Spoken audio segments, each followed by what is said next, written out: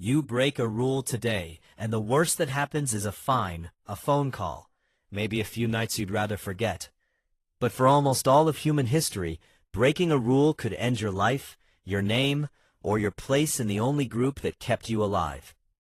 The real answer to how justice began is far stranger than a courtroom.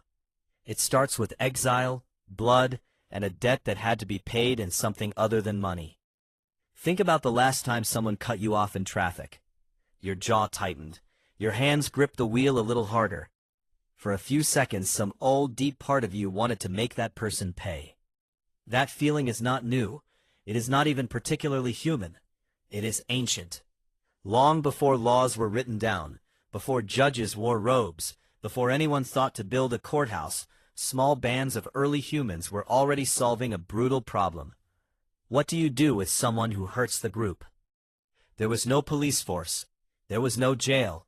There was only the tribe, and the tribe's survival depended on trust. Anthropologist Christopher Boehm spent decades studying small-scale societies, from the foraging bands of the Kalahari to the mountain communities of the Balkans, and he found something remarkable.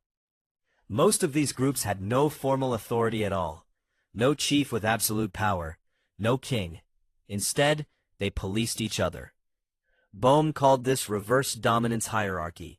Instead of one strong person ruling over the weak, the group as a whole kept any single person from becoming too powerful, too violent, or too selfish.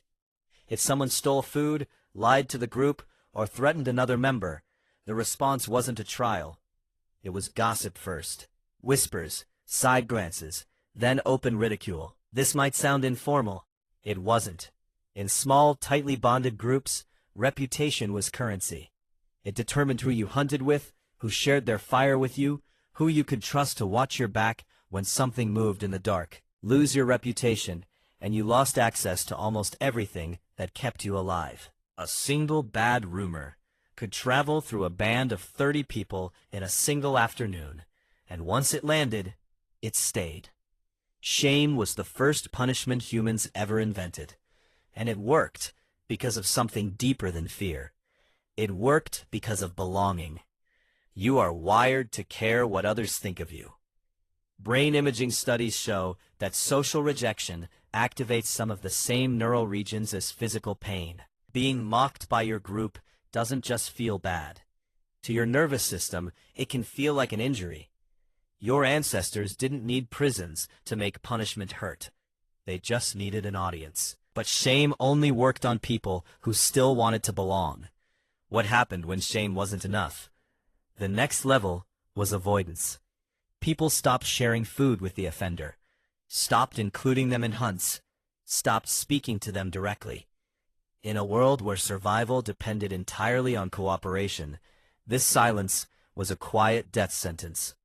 Without the group, there was no fire to share, no extra pair of hands during a hunt, no one to help when you got sick. Isolation in a hunter-gatherer world was often slower and crueler than violence. And if that still didn't work, if someone kept stealing, kept lying, kept putting others at risk, the group escalated again.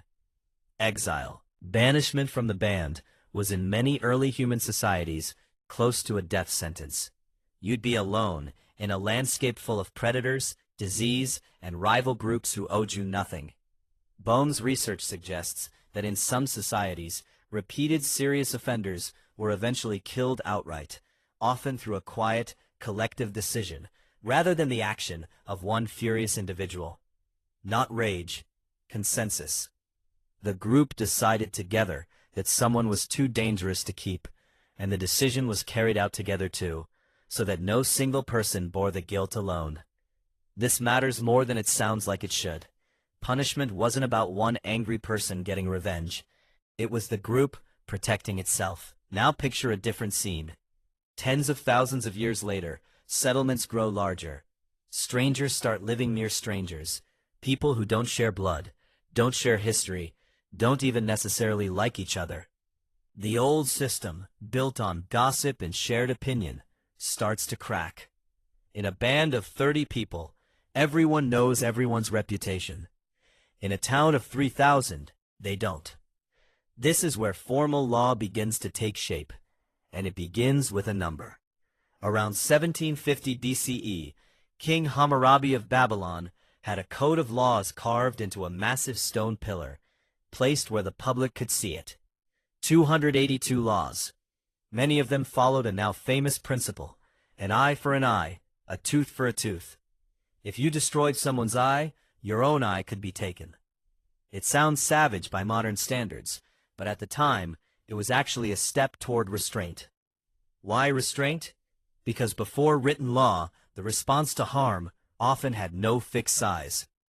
A family wronged by another family might retaliate with overwhelming force, sparking a feud that could last generations.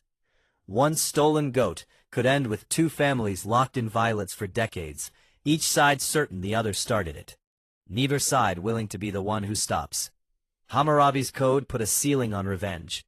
The punishment had to match the crime, not exceed it. That single idea, that punishment should be proportional, is one of the oldest legal principles still alive today.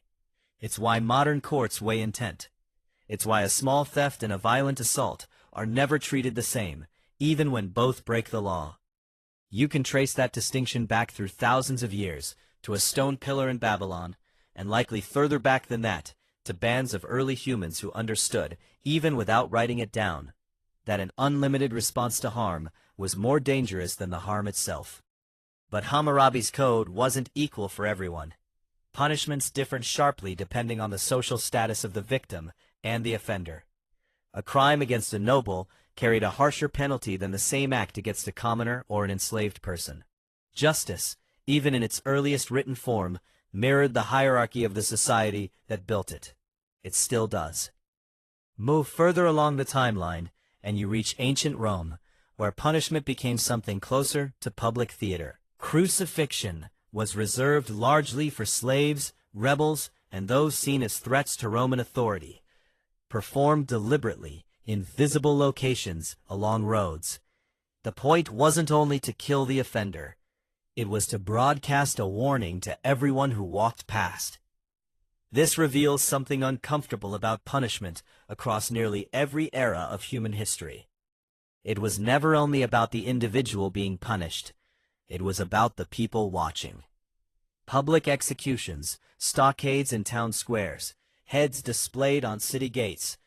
These weren't just punishments. They were performances aimed at an audience of potential future offenders. Sociologist Emil Durkheim, writing in the late 1800s, argued that punishment serves a purpose beyond stopping the criminal. It reinforces the moral boundaries of the group itself.